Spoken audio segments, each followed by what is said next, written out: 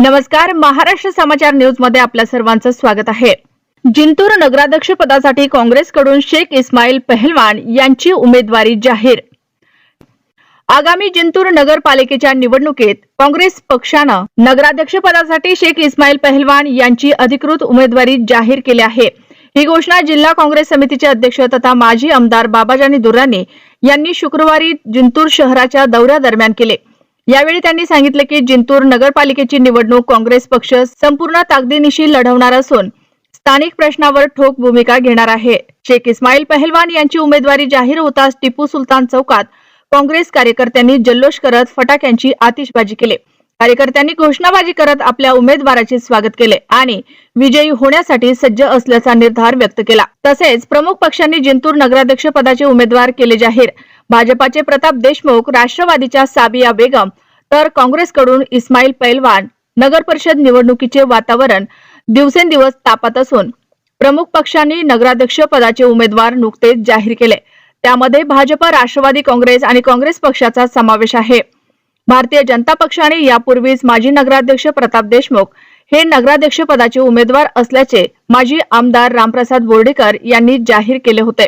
आता शुक्रवारी राष्ट्रवादी काँग्रेसचे माजी आमदार विजय भांबळे यांनी पत्रकार परिषदेत माजी नगराध्यक्ष साबिया बेगम, कपिल फारुकी यांचे नाव जाहीर केले, तर काँग्रेसचे ग्रामीण जिल्हाध्यक्ष माजी आमदार बाबाजानी दुर्राणी यांनी माजी नगरसेवक इस्माईल पहलवान यांचे नाव नगराध्यक्ष पदाचे उमेदवार म्हणून जाहीर केले।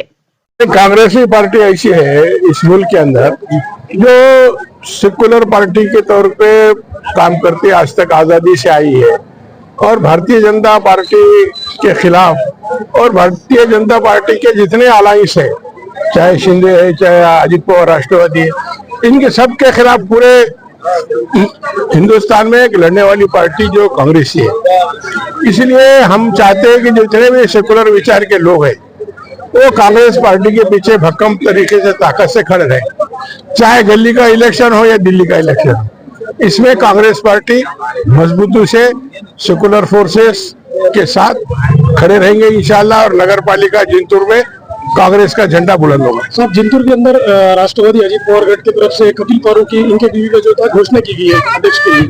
ये देखो, हम भारतीय जनता पार्टी, राष्ट्रवादी, अजित पवार की पार्टी, हमको दोनों को एक ही समझते हैं और मुझे नहीं लगता कि उससे हमको कुछ फर्क होगा। आपके पार्टी की तरफ से कौन रहेगा उम्मीदवार? हमारे पार्टी की तरफ हमने घोषणा की इस्माईल पहलवान जो है ये हमारे उम्मीदवार हैं। पक्ष प्रवेश का ये नहीं है कि दोनों ही पक्ष समविचारिक पक्ष है, फुले शाह अम्बेडकर को मानने वाले पक्ष है।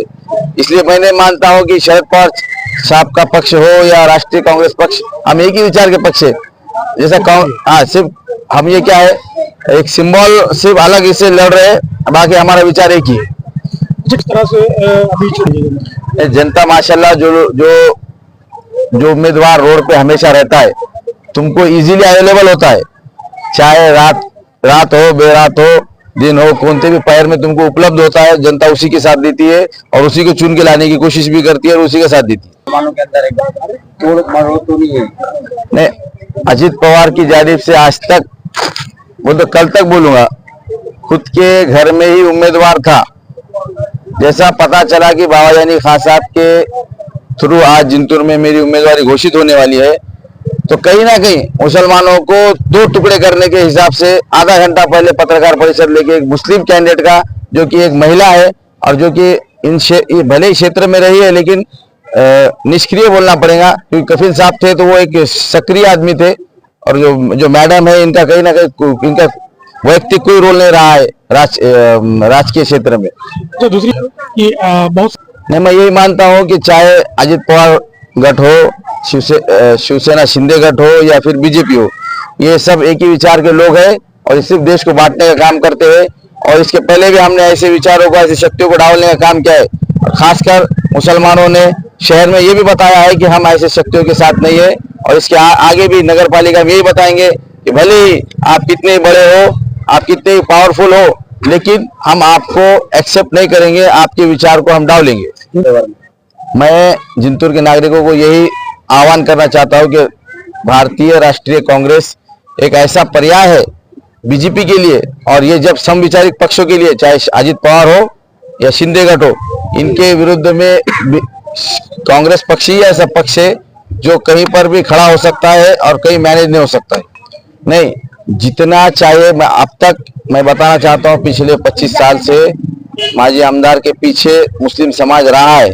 मैं खुद पिछले 15 साल से लगातार बिना किसी मफाद के या बिना किसी लालच के साथ रहा हूँ, सिर्फ इसलिए कि मेरी विचारधारा फुले शाह अम्बेडकर को मानने वाली है। इसीलिए मैं इनके साथ रहा और इसीलिए नहीं कहा, उनको बोल के नहीं कहा कि मैं आपकी ये विचारधारा या ये पक्ष में नहीं जाता हूँ, क्योंकि ये विचार ये हमारे नहीं है। ये जो विचार लेके आप चल रहे हैं ये हमारे नए विचार नहीं है। इसलिए हमने उनसे बाजू की है और इन्होंने कभी ऐसे चीजों की मेरे हिसाब से तो मजम्मत नहीं की है। क्यों? क्योंकि अगर यह मजम्मत करते हैं तो इन्हें कहीं ना कहीं हिंदू वोट का खतरा हो जाता है। जिंतूर में कांग्रेस की पोजीशन क्या रहेगी? जिंतूर में कांग्रेस की पोजीशन विनिंग रहेगी इंशाल्लाह। जनता के सामने सबसे बड़े मुद्दे है जो छोटे मोटे समस्याएं, रास्ते है, नाली है, पानी है, लाइट है, स्वच्छता है। इसके अलावा हर प्रभाग में आंगनवाड़ियों की आज बहुत कमी है। शहर में, पूरे शहर में इतना बड़ा 50,000 का लोक संख्या का शहर है, 5 से 7 आंगनवाड़ी है, जबकि अपने को कम से कम यहाँ 50 से 60 आंगनवाड़ी की आवश्यकता है। इसके बावजूद भी आज तक इस क्षेत्र में काम नहीं हुआ है। इसके लिए हम पूरी कोशिश करेंगे। उसी के साथ शहर में भव्य नाट्यगृह, जो हमारे कलाकार लोग हैं जो अपनी कला का प्रदर्शन करते हैं, इनके लिए भव्य नाट्यगृह का हम मानने की कोशिश करेंगे। उसी के साथ हमारे जो खिलाड़ियों के लिए आज तक किसी भी आजी माजी आमदार हो या नगर पालिका थ्रू आज तक भी इस क्षेत्र में काम नहीं किया गया। हम एक भव्य स्टेडियम बोलो या ग्राउंड बोलो उपलब्ध करा के देने की काम करेंगे। उसी के साथ शहर में जगह जगह पे, चाहे हिंदू हो, मुस्लिम हो, बस्तियां हो, सब यहाँ पे छोटे मोटे नाट्यगृह बोलो, फुटपाथ बोलो, गार्डन बोलो, छोटे मोटे करने की हम कोशिश करेंगे और हर समाज को एक न्याय मिले ऐसा काम करेंगे। आखिर में जनता से ये आह्वान करता हूँ कि आपका एक रास्ते पे चलने वाला, रात दिन एक आसानी से उपलब्ध होने वाला उम्मीदवार मेरे रूप में आप मुझे भरपूर मत से चुन के दीजिए।